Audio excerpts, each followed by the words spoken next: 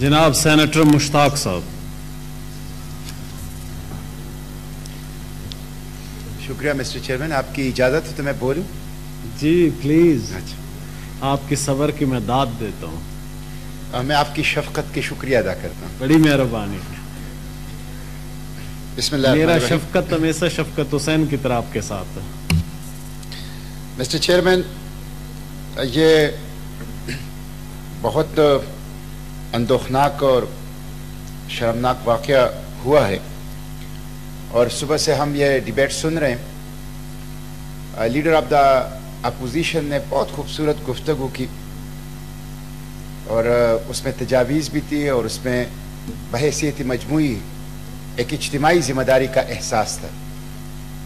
काश सारी गुफ्तगू ऐसी होती, लेकिन हमारी सुबह से हम सुन रहे हैं कि दोनों तरफ से पॉलिटिकल पॉइंट स्कोरिंग के लिए बात की गई और उसमें जो दर्द और कर्ब का एहसास होना चाहिए था और इस्लाह का जो जज्बा होना चाहिए था वो हमें नज़र नहीं आया।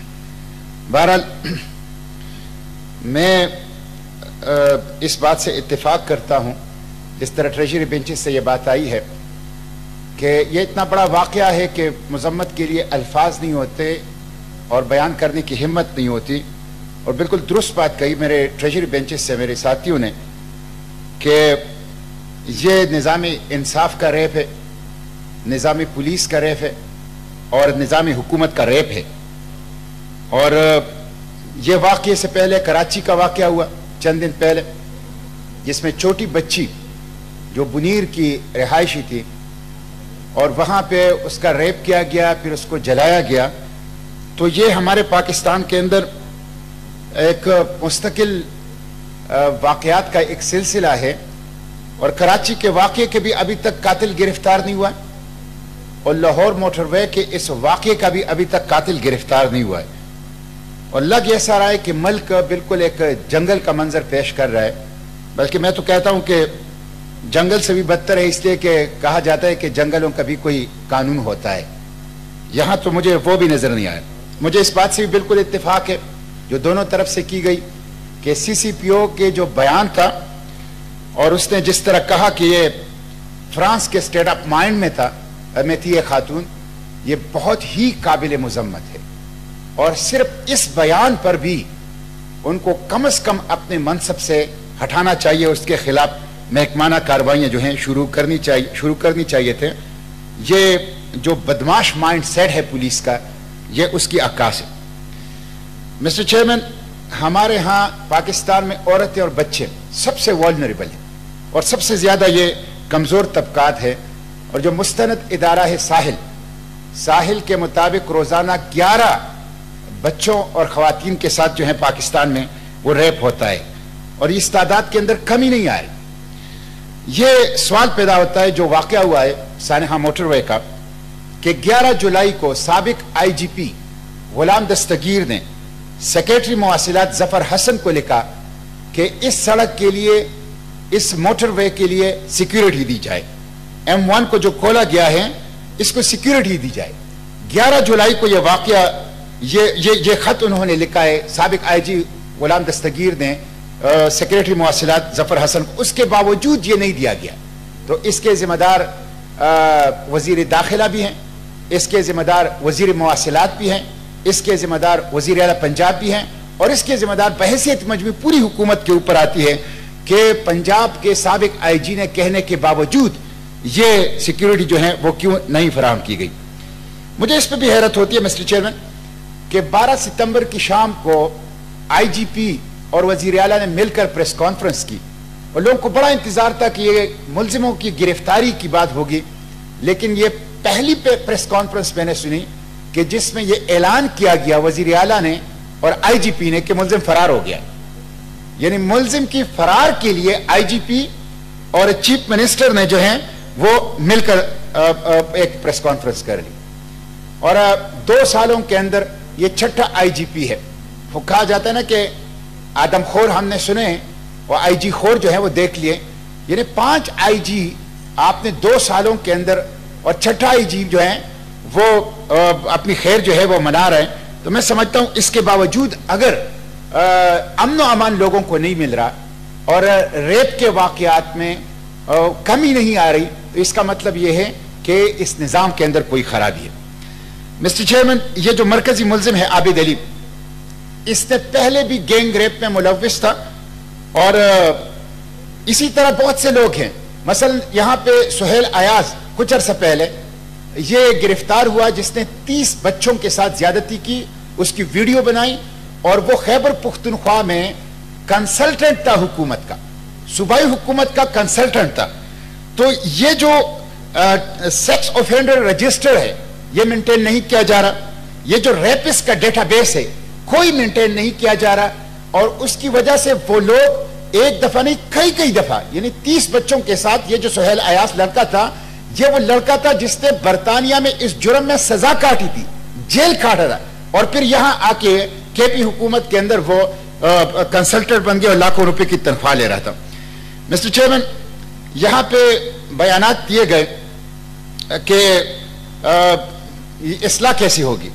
मैं समझता हूं मिस्टर चेयरमैन, इस्लाह ऐसी होगी कि हमें एक तो जो प्रिवेंशन के इकदामात हैं, सद्दबाब वो करनी चाहिए, और सद्दबाब इस तरह होगा कि आपने मीडिया और सोशल मीडिया को बेलगाम छोड़ा हुआ है, उसके लिए कोई कायदा जाबिता नहीं है, और सोशल मीडिया के ऊपर वो गन हमारी 64% जो बिलो 29 ईयर एज के यूथ है उसके अखलाक और किरदार जो है वो कत्ल कर रहे हैं, कोई रोकने वाला नहीं। आपने इस तरह ये दरवाजे खुले छोड़े या फ्लड गेट खुला है तो कैसे मतलब यह है कि सद्दबाब होगा। फिर इसी तरह रूल ऑफ लॉ जब तक नहीं होगा मसला हल नहीं होगा। आप एहसानुल्लाह एहसान को, आप राव अनवर को, आप परवेज मुशर्रफ को, और आप इस तरह के जो दूसरे लोग हैं उनको अगर कोई सजा नहीं मिल रहा तो उसके नतीजे में कैसे ये वाकयात जो हैं वो खत्म हो गए। मिस्टर चेयरमैन, इसके साथ साथ मैं ये अर्ज करूंगा कि निज़ाम तालीम, हमारी निज़ाम तालीम में 10 साल 14 साल 16 साल 18 साल बच्चे गुजारते हैं। आप निज़ाम तालीम ऐसे बनाएं कि वो इनकलकेट करें जो अखलाकियात हैं, जो बशरी हुकूक हैं, जो इंसानियत का एहतराम है, जो आला अक़दार हैं, वो उनकी तुखमरेजी करे उनकी जहन के अंदर, उनके अखलाक के अंदर, उनके किरदार के अंदर।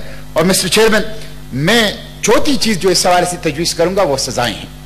सजाओं के बगैर ये जो यहां पे बात आ गई कि रोमन लॉज के अंदर, देखें रोमन लॉज इंसान के बनाए हुए कवानीन, शैतान के बनाए हुए कवानीन, इस्लाम के कवानीन अल्लाह के बनाए हुए कवानीन हैं, और ये कभी आउटडेटेड नहीं होते। ये 1400 साल नहीं 14 लाख साल भी गुजर जाएं ये बिल्कुल अपडेट रहेंगे।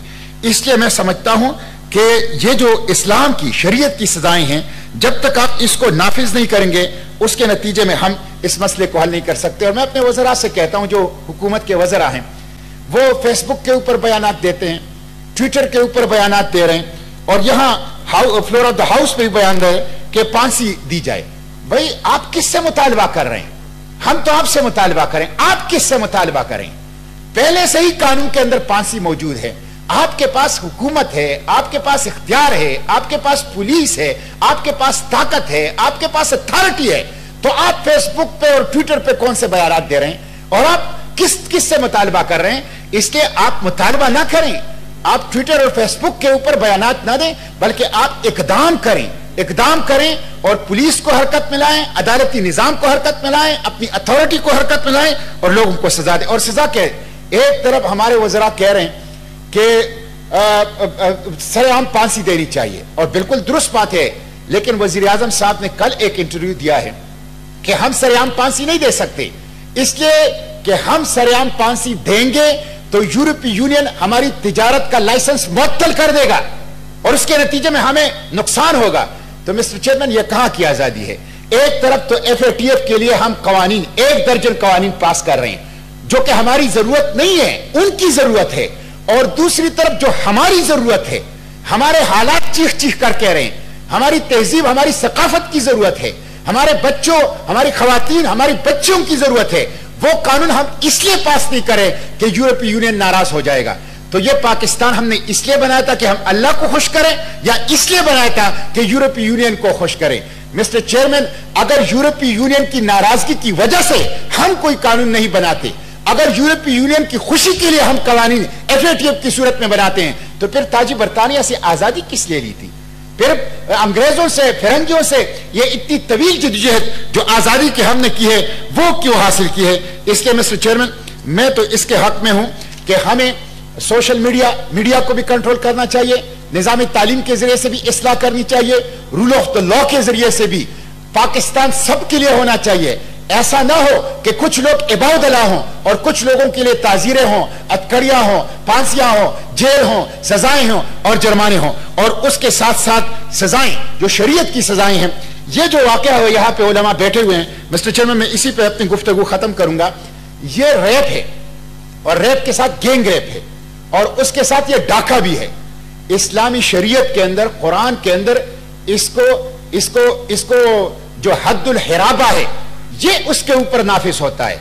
और हद्दुल हिराबा ये सूरह मायदा के आयतुल हिराबा में उसका जिक्र हुआ है। मैं वो बयान करके, उसका तर्जुमा करके उसी पे अपनी गुफ्तगू खत्म करूंगा।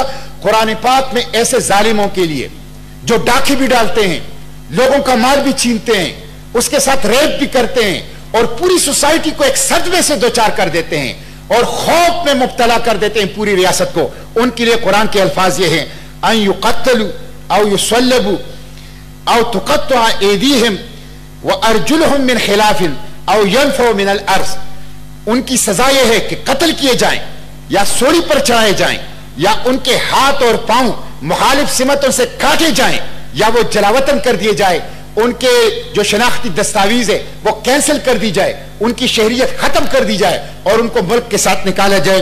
ये जो आयतुल हिराबा में हद्दुल हिराबा जिक्र हुआ है, ये सजाएं जब तक आप नहीं देंगे उस वक्त हमारे मुल्क में अमन और अमान नहीं आ सकता। उस वक्त इबरत जो है वो मुजरिमों को नहीं मिल सकता। इसलिए हमें किसी यूरोपीय यूनियन को और किसी मगरबी दुनिया को पेश नजर नहीं रखना चाहिए।